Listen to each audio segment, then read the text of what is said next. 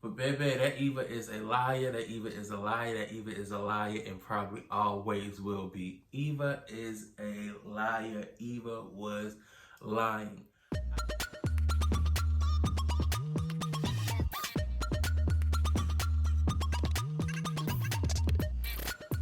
What's up, my people? We are back with another Real Housewives of Atlanta recap, season 12, episode 9. Y'all still hanging in there? Y'all still there? We're about halfway through the season. The season has been amazing so far. I'm really enjoying it. Last night's episode was hilarious. I thought it was a real good, solid episode.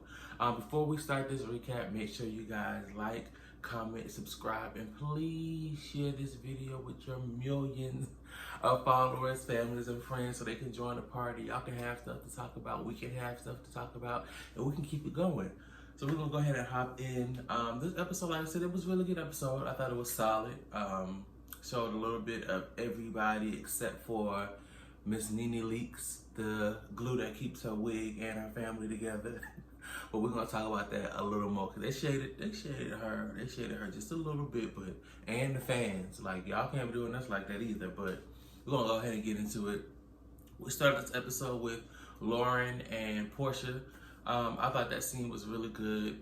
I feel like Lauren gave Portia and has been consistently giving Portia some solid advice when it comes to this whole Dennis situation. It's tough when you have a friend, let alone a family member, and Portia and Lauren are really close. So they're like sisters and best friends. So I know it was tough for Lauren when Portia and Dennis first started dating, and everybody could see that Portia was just moving too fast with Dennis. Dennis was moving too fast with Portia. But it's like,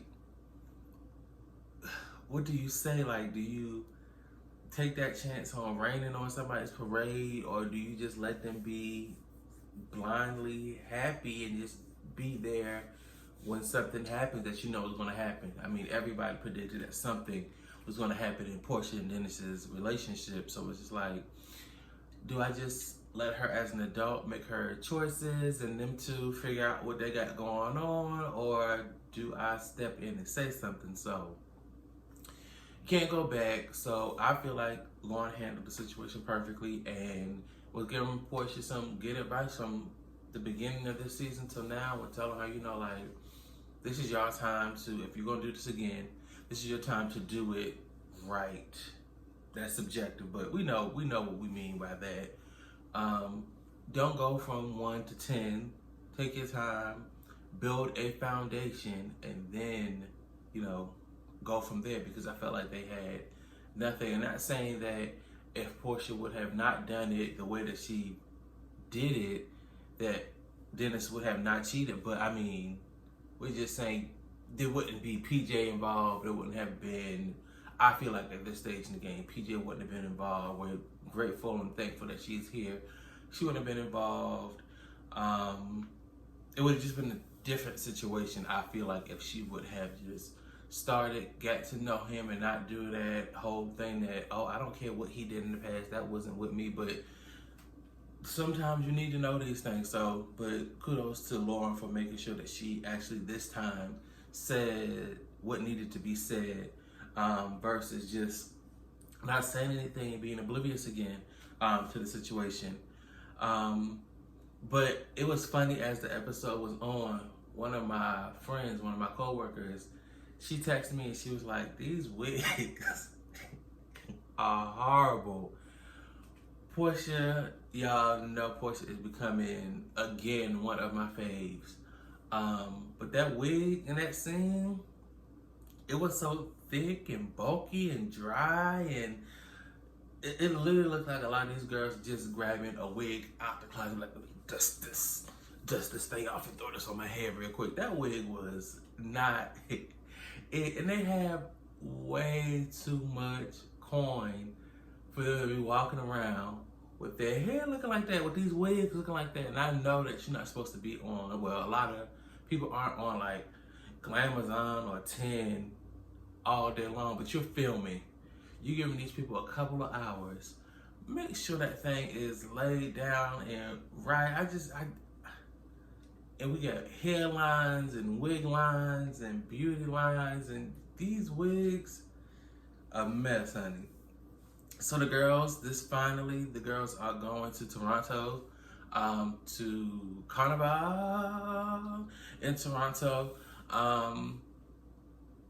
Yeah, and they're leaving for the airport, and Tanya's energy is just like almost borderline, like, girl, you doing a bit much. Like, y'all know I always say that I love Tanya and her energy and how upbeat she is. But, girl, they're getting out and rubbing Eva's belly and screaming and yelling. And it just was just like borderline. But the crazy thing is, like, you know how you can tell when somebody like putting on to be extra and sound like this annoying because they're extra. It was borderline annoying, but it wasn't annoying because it's like, this is genuinely how this girl acts. Like, this is her personality. But I was just like, I'm tired of just watching that all the girls come up, and then we'll talk about her later, Giovanna. I just don't get it. So we get to the airport, we get to Toronto, and then Marlo loses her passport. Now, I don't know if it's me or if this is God telling Marlo to stay your behind home somewhere. Yeah, these people paying you, but they don't expect you enough to give you a peach yet. Stop going on these trips and making all these millions of dollars for these people so you can't get a peach. Something always happens. If you recall last year, she was in, where did they go? Tokyo. And they lost her luggage. So she didn't have any luggage for the first couple of days. Now we get to Toronto and they lose her passport. It's just like, girl, you better listen to these signs, like, stay your behind home. It was just funny. Then we get to the room, and you know it's always an issue. I don't care what show it is, what franchise. When we do these cash trips, everybody wants to complain about the room and this and that. I just feel like, me personally, I'm not paying for this trip. I didn't put this trip together. Girl, as long as my bed is comfortable and my room is clean, give me my room key and let me go. Y'all can fight over the penthouse and the big house and dance over the penthouse and the big room and the this and the that. Give me my key. Because, baby girl, this flight was long. I'm tired. By this time, I need to wash again. Like, give me my key, let me go. Y'all fight over what y'all need to fight over. But Tanya being Tanya, it wasn't no pulling of the straws. It wasn't no dance battles. It wasn't anything but y'all all have the same room, and y'all rooms are nice as hell. And those rooms were nice as hell. Those are some nice rooms. I'm sure they were very pricey, but they were very, very, very, very nice. So we're in the room, and everybody's settled in. I don't know if some people are sharing rooms or if people were just like decompressing and in the same rooms with each other, just talking or hanging out or whatever. But Kenya, Cynthia, and Candy are in one of their rooms, and they're just talking. And Cynthia sits down and receives this blog link, or she clicks on a blog where the card that Nene gave her at the Bailey wine cellar opening is on the blog, like verbatim, like everything that she wrote in the card is on the blog. Now, I'm not gonna lie, my first thought, as soon as I heard that, or I was watching it, I was like, that's Kenya. Like, I don't know how. I was thinking like maybe Kenya took a picture of the card or something, but that was all Kenya. I feel like it was Kenya because how she was so ready to like twist it to say like, this is why she would do it and this is why she's a bad friend. Now, granted, Kenya may not be that mean or out for Nene, I should say, but she is smart and she is calculated and she knows what needs to be done to take a person down. Now, my second thought was the same second thought I had about the recording, which it would be crazy if it was like this, but I don't think it is. Like, what if it's Cynthia's sister? Like, Mallory just always has, to me, I don't know if it was just because the thing that she did with Cynthia and Peter's wedding, but Mal always seems to me to have just like this just shady aura about her. Like, it's just like something about her to me is just shady. Like, I associate her with doing something sneaky and underhanded. That's just how I feel. So I feel like the recording, I feel like with the card thing now that ended up on the blogs, any card ending up on the blogs, it's either Kenya or Mal with the card thing, or Marlo or Mal with the recording. But hopefully next episode we'll figure out what's going on with this recording. Now, Mark and Kenya, this relationship just does not sit right in my soul. Like, I just don't understand. Like, it just does not feel genuine at all. Nothing about the relationship, nothing about his interactions with her seemed genuine. I feel like it was a paid arrangement that is now, the contract is coming to an end because she has returned and she has given the people what they want, insight to their relationship. And now that the contract is ending, we have to end our contract.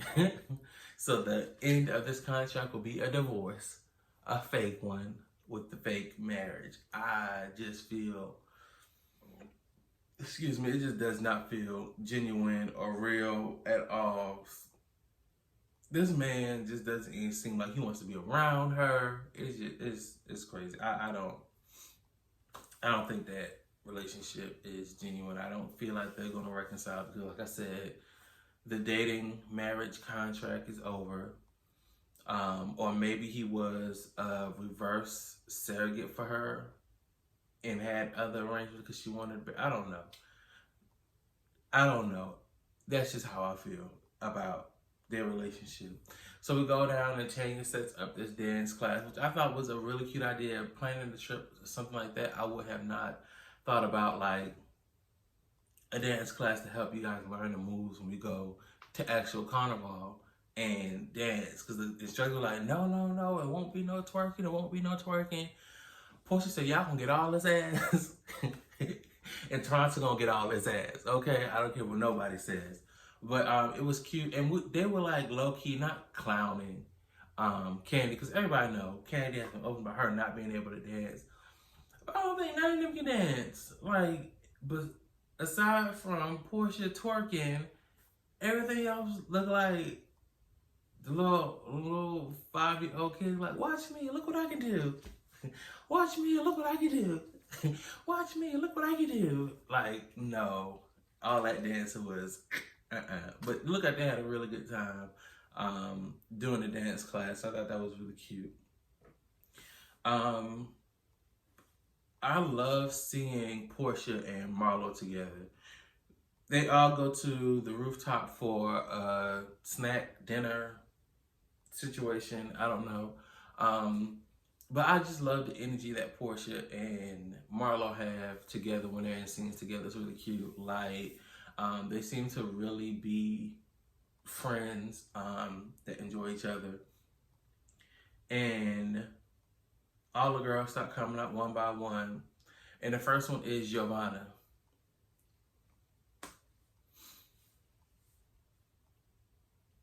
I don't know. I'll say it now because I said it before. I don't know why Giovanna is here. If somebody can let me know why Giovanna is here, let me know why Giovanna is here. She serves no purpose unless she has this recording. That's the only reason I can think why they would bring her to Toronto.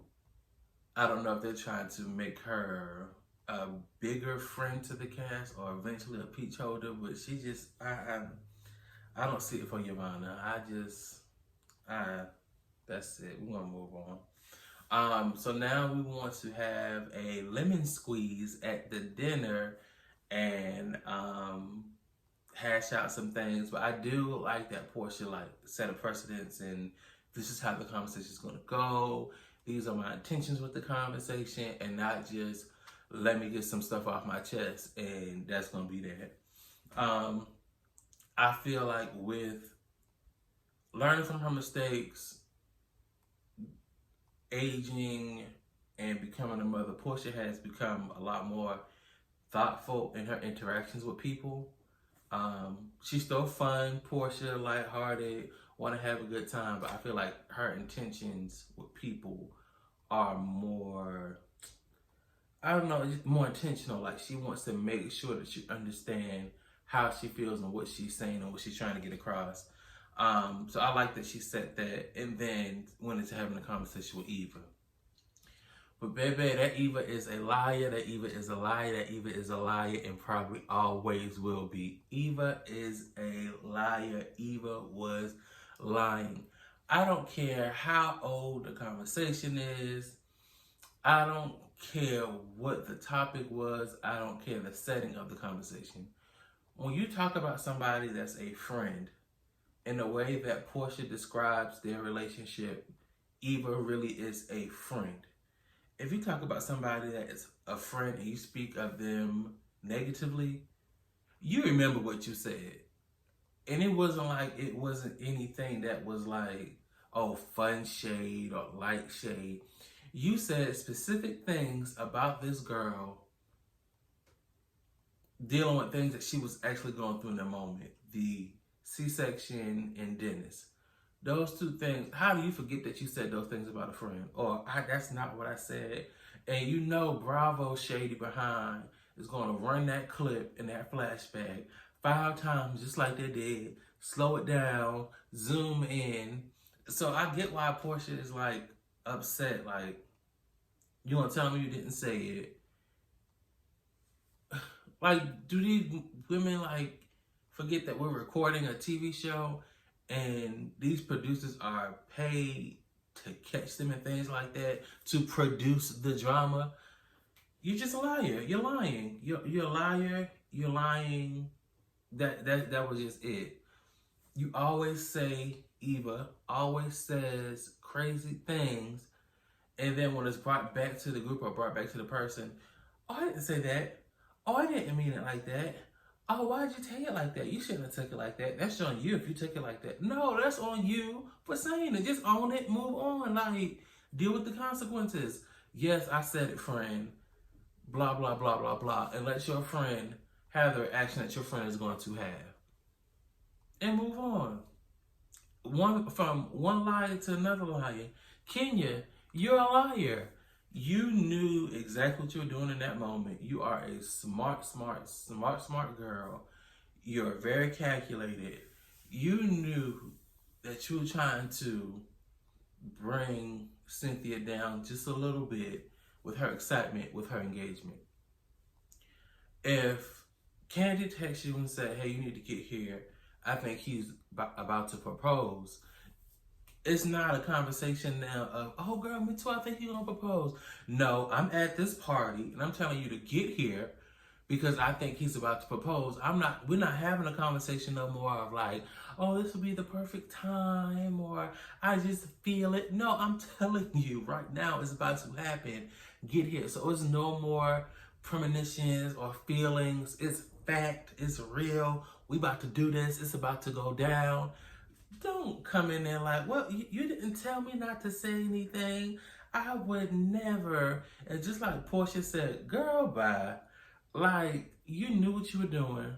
You were trying to ruin Cynthia's moment. Thank God it didn't happen. And if I was Will, I would be pissed too.